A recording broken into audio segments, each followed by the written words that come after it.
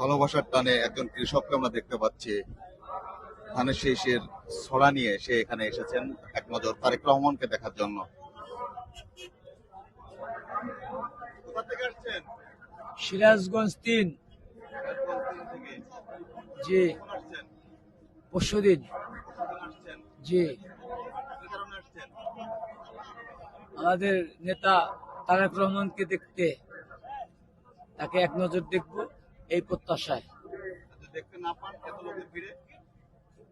এত লোকের ভিড়ে দেখতে না পাই, দেখতে তো অবশ্যই পাবো, কেননা নিয়ত করে যে বাড়াছি, নিয়তেই বরকত। ইনশাল্লাহ দেখতে পাবোই, আশা করছি। কেননা 2 রাত কত চলে গেল, এত কষ্টের বিনিময় সে আমাদের সামনে দিয়ে তো যাবে। ইনশাল্লাহ আশা করি দেখতে পারবো। জি, ওনার গতিটা অনেক ভালো আমার। উনি যদি এখন এই মুহূর্তে বাংলাদেশে না আসে, এই বাংলাদেশ চালানোর মতো আর হাল ধরার মতো আর কেউ নেই।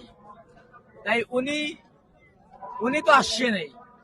ওনাকে বাংলাদেশের প্রতিটা জনগণ, প্রতিটা ভোটার ওনাকে আনতে বাধ্য হয়েছে। তাই উনি এই বাংলাদেশের একটা দেশপ্রেমিক, সে তার দেশ অসতলে চলে যাবে, সে তার থাকতে পারে না। তাই এই বাঙালির ভালোবাসাতে, বাঙালির টানে সে সব ফালাইয়া চলে আসতে বাধ্য হয়েছে।